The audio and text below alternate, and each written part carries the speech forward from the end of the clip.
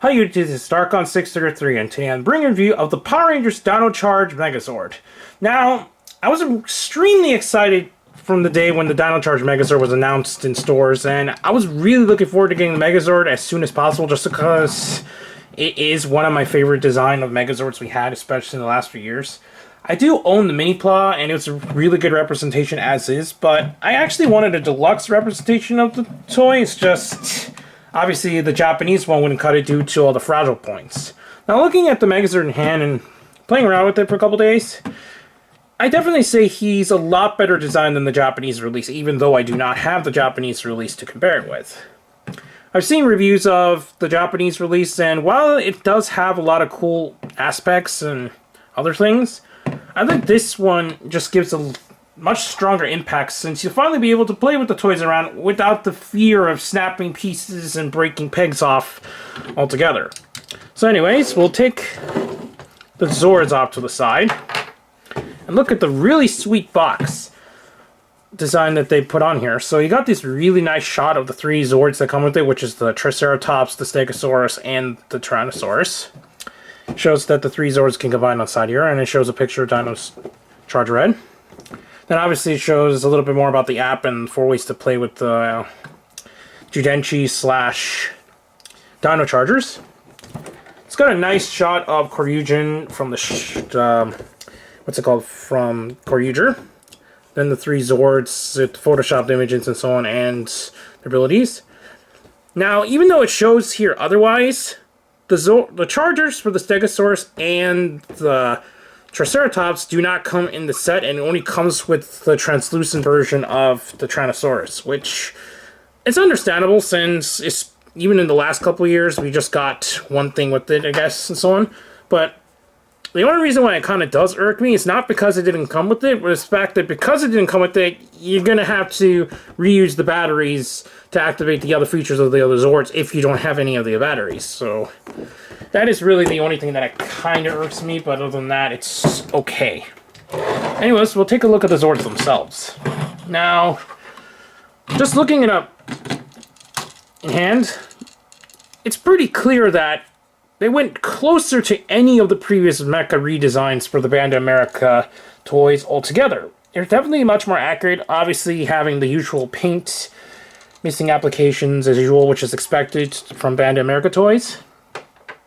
But it's still really nice what Bandai of America actually has. It even opens up because they actually kept the battery gimmick in all the Zords.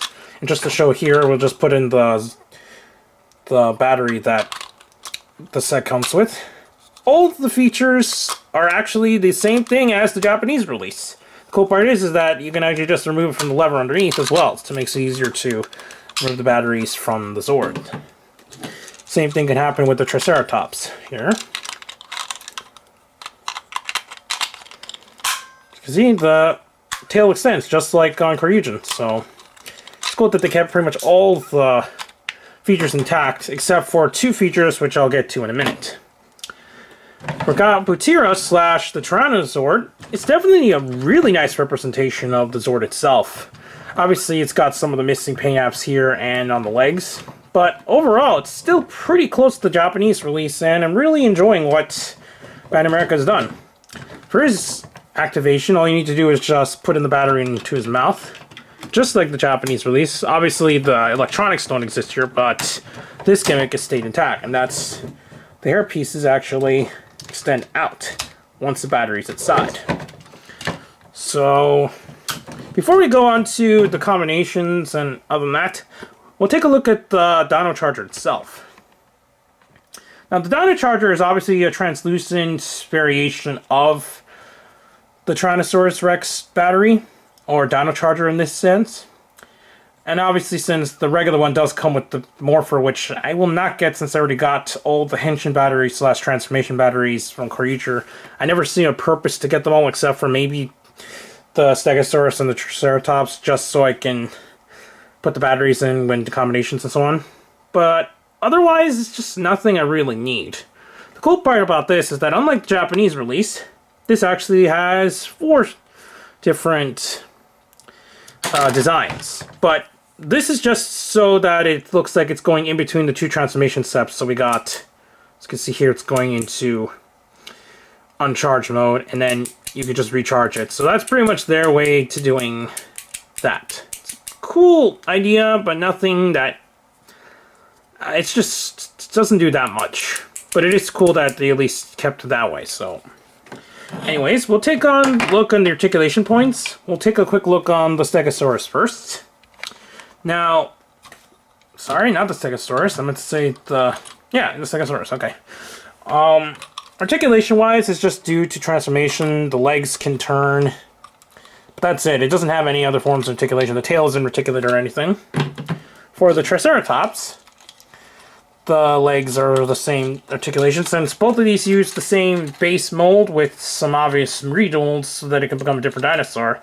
And as mentioned earlier, one of the main features that are actually removed on the Zord is that this piece here, on the Japanese release, would actually fold over and become some sort of cannon in front of the head of the Zord, but it's just a molded piece here, and instead now this entire piece can be removed for I don't know what reason. It just shows some pegs there. And then obviously you could do the same for here, but that's only just because this becomes the sword. Now for the main attraction, we got the Tyrannosaurus. He's actually pretty well articulated. His head can turn 360 degrees. His mouth can open. His legs can actually bend all the way around, but obviously it gets bumped in the way of the back pieces there. His hands, while rather small, can still extend out. So it's pretty impressive articulation, especially for a deluxe mecha altogether. Not just because it is a Bandai America or Bandai Japan product, but just the fact that articulation is not really known on the Zords themselves. Now, for transformation, it's actually quite simple. What you're going to do is remove the tail piece. Just open it up and leave it top to the side for now. Now, what you're going to do is pull the feet so that it's like this way, and then open it up.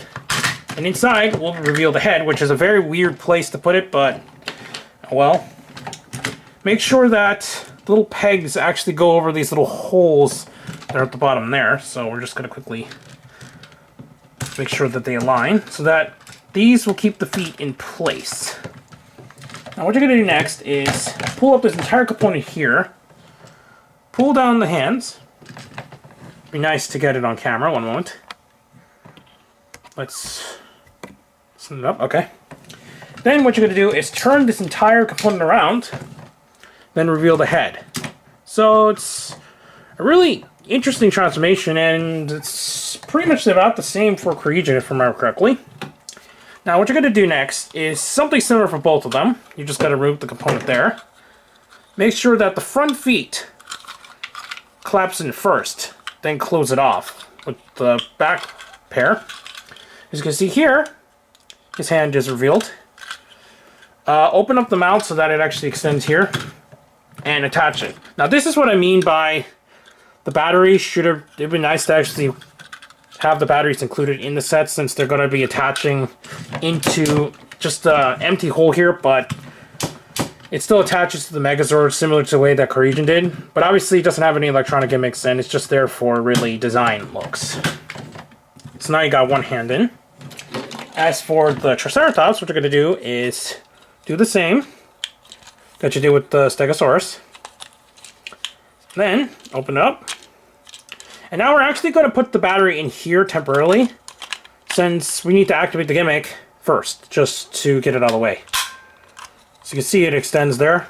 And just to show what it does with the battery inside, what it kind of does is that you remove this, pull this lever, and then the battery actually kind of goes into the hole there. But let's just take the battery out for now, since we're just going to put it onto the Triceratops. We're just going to put it onto the Tyrannosaurus' mouth. We're just going to plug it in, close it off. So as you can see here, that was the way to activate the electronics on the Zord, where this, you put in the Judenshi, close it up, it's going to activate the sound, you press this to activate the forms. But obviously now it's just a design purposes and not for electronics. To finish out the transformation, what you're going to do is just take the helmet in, plug it over his head, and then you're just going to plug this into the back. Finish it off. What you're going to do is pull out the sword and just make it so that it just holds it on. So there you have Koryujin altogether, or the Dino Charge Megazord in its entirety. Now, it's a really good representation of Koryujin, and I really enjoy what Bandai America has done to make it look pretty close and accurate as much as they can with limitations in hand. But it's still a really awesome design toy, and I really enjoy what they've done for what they could do. Now, obviously, in this mode, this would be able to open up on the Japanese release, and then it becomes a shield, but they omitted it on the American release. It's not a really big deal, but it is there to note that it's no longer included in this release. Articulation-wise, his head can't do anything, but his arms can go 360, but it gets kind of stuck on the back piece, so it goes about that far. He's actually got a waist joint due to articulation, so that's really cool that they kept the waist joint intact. As you can see, it can go left and right. It's rather tight, so it's good. His legs can actually extend outward. And it can bend forward. So he's actually got a wide range of movement for a deluxe mecha altogether, even combined. So that's a really awesome design aspect. Now, if you didn't get the Japanese release, then I actually gotta say, this is still worth it, even if you did get the Japanese release, just because you have a toy in hand which is fun to play around with, and no real scare of breaking pieces because the body part components are much lighter and so on. Obviously, we're gonna have to wait for the Terra Charge Megazord, or what was his name? Tyranno, or whatever to pronounce it, on the release there, but it's still really cool what they have so far, and I really can't wait to see what Bandai America is going to do next with the Zords. Anyways, please kind of subscribe, check out Hirotaku, the site, and associated podcasts on Rajio Nihon, such as WRW, Hero Talk, and Hero News, and yeah, I'll see you later, YouTube. Bye.